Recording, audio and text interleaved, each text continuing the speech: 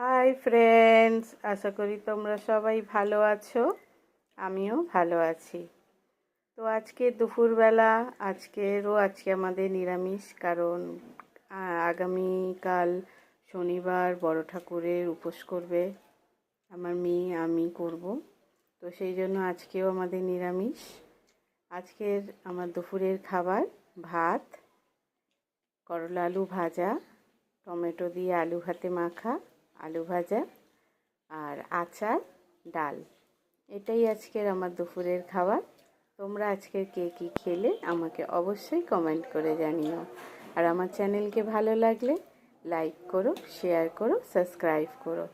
আবার দেখা হবে তোমাদের সঙ্গে নতুন ভিডিওতে।